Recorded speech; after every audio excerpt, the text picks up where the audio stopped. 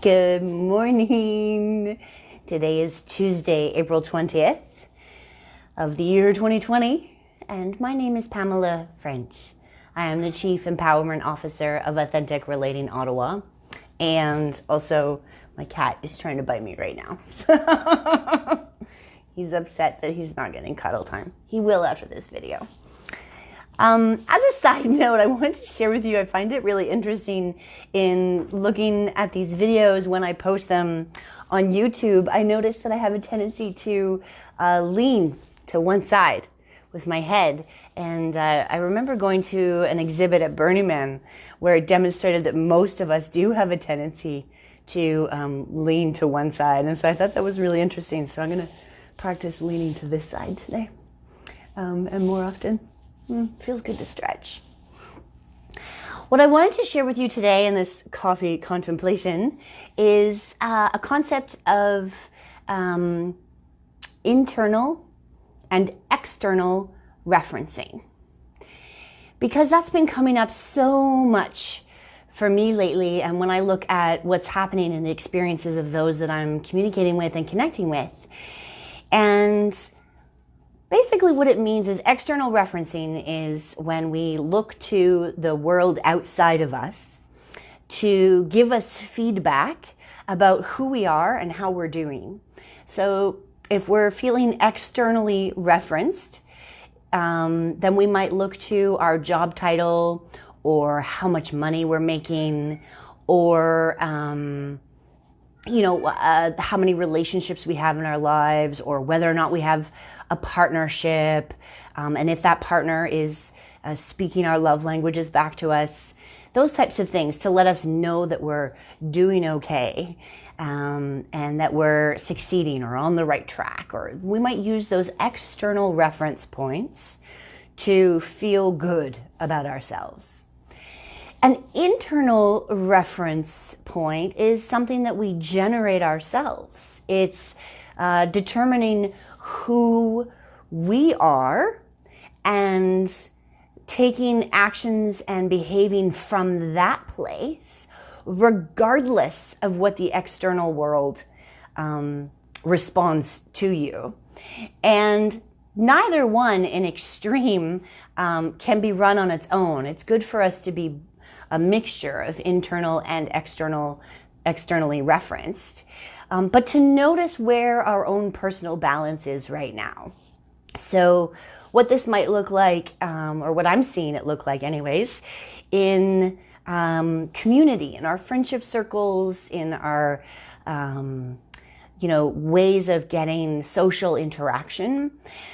We might have been more externally referenced if we were really looking forward to seeing people in person or sharing an activity together in person. And if we feel like we can't be whole and complete as human beings if we're not meeting at an authentic relating games night, or all dancing together in an ecstatic dance, or having drinks at the pub with your buddies. It's like that's an external reference point, that life is not as juicy or worth living if I can't have those things. And so that there's a loss of power in that. And for those of you who know me really well, you'll know that one of my core values is empowerment. I'm always searching for mind models and paradigms that allow me to generate myself and look at life from a source of power, and feeling like I am the architect of my life. And I have a consulting company called Empowerment is Everything, and I've had it for over 20 years.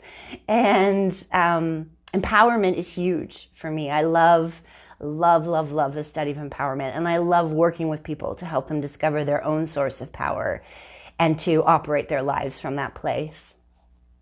How else might internal versus external referencing be playing out right now?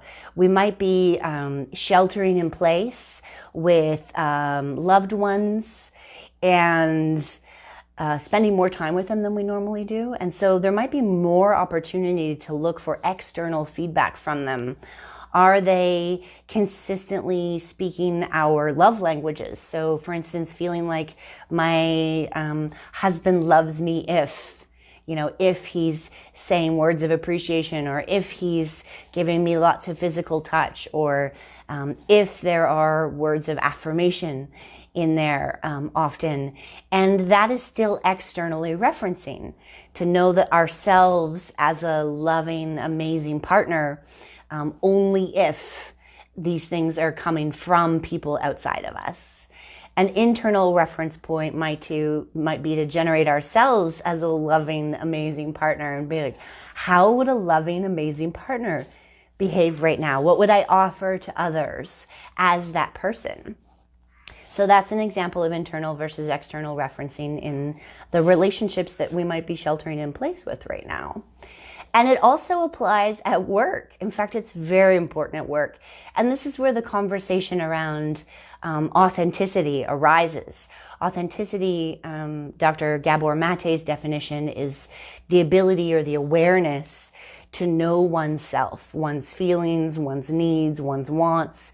The more we know about ourselves, and then the ability to express that to and with others in a way that helps us to get those needs met or taken care of. And it may not always be others that help us get it taken care of. It might be that we're expressing it with a coach or a therapist or a friend, and those people are giving us tools that we can use ourselves in order to have those needs met. And so at work, what this looks like is you might have teams that you're leading right now, or colleagues that you're working with, and you're working in this new way. Like, we're all working remotely right now, or most of us are anyways. Bless you to those who are showing up in person for essential services. My deepest appreciation for you. For those of us working remotely, there's this internal versus external referencing. And so having a conversation about what people's needs are now that they're in this new environment. So if you're a leader or a colleague, or, you want to show some leadership skills, you may reach out to people and ask them, how do you work best in this new environment? Do you need like a daily telephone conversation where we just touch base and set goals for the day, and the next day we check in and see how it went? Or do you need to be left alone and we'll catch up once a week? And to see what people's needs are, and then decide how you can meet them if you want to meet them. So there's that, external referencing, like, I really want people to do a great job and I want them to feel supported. And so I'm willing to see what that looks like and then decide from there. And then that internal referencing is that I'm going to see what that looks like. Like, what am I willing to do that comes from my intention or commitment to be supportive and generate myself as the supportive colleague or manager or director or leader right now. And so to balance that internal, external referencing, is a beautiful thing. It makes for very, very high performing leaders, because we wouldn't want a leader who didn't care what other people thought and just went ahead and did whatever the hell they thought was best and expected people to get in line. And we wouldn't want a leader who had no North Pole, no vision that they set, that they were driving their team towards, and they just, wanted to make sure that everybody was okay and kept changing who they were and how they behaved in order to, soothe the needs of others. And so this internal, external referencing is so alive for me right now, because we're in this great pivot point. Like, pivoting is the name of the game right now.